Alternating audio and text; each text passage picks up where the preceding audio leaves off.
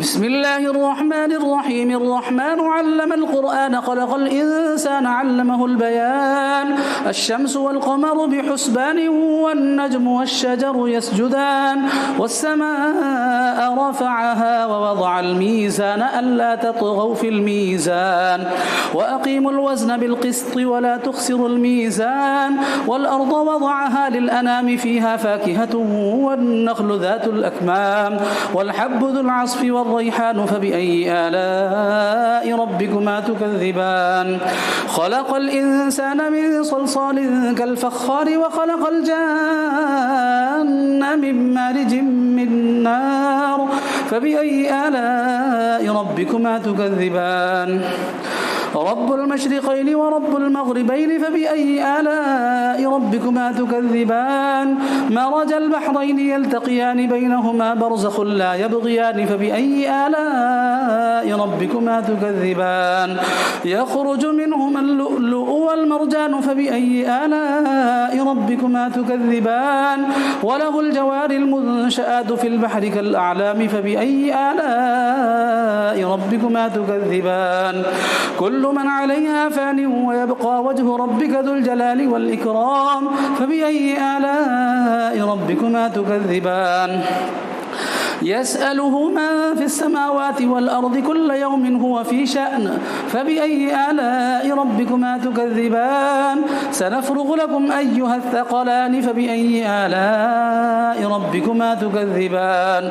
يا معشر الجن والإنس إن استطعتم أن تنفذوا من أقطار السماوات والأرض فانفذوا لا تنفذون إلا بسلطان فبأي آلاء ربكما تكذبان.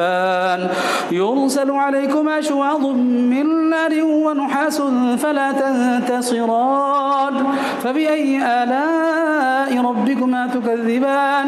فإذا انشقت السماء فكانت وردة كالدهان فبأي آلاء ربكما تكذبان. فيومئذ لا يسأل عن ذنبه إنس ولا جان فبأي آلاء ربكما تكذبان.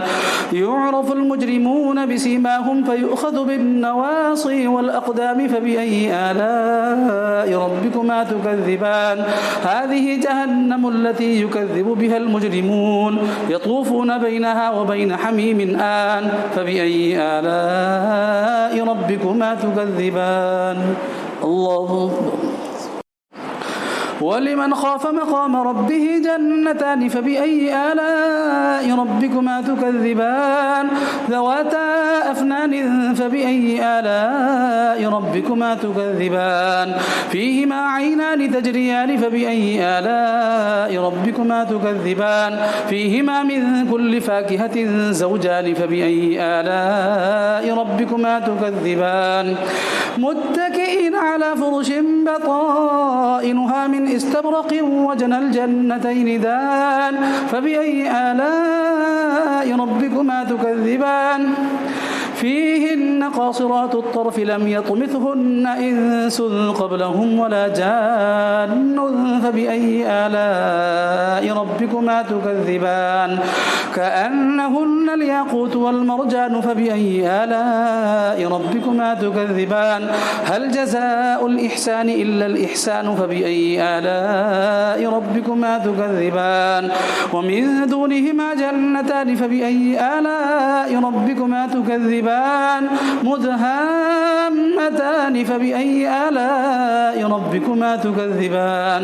فيهما عينان نضاختان فبأي آلاء ربكما تكذبان. فيهما فاكهة ونخل ورمان فبأي آلاء ربكما تكذبان.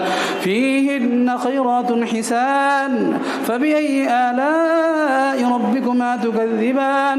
حور مقصورات في الخيام فبأي آلاء ربكما تكذبان. لم يطمثهن إنس قبلهم ولا جان فبأي آلاء ربكما تكذبان. متكئين على رفرف خضر وعبقري حسان فبأي آلاء ربكما تكذبان. تبارك اسم ربك ذي الجلال والإكرام.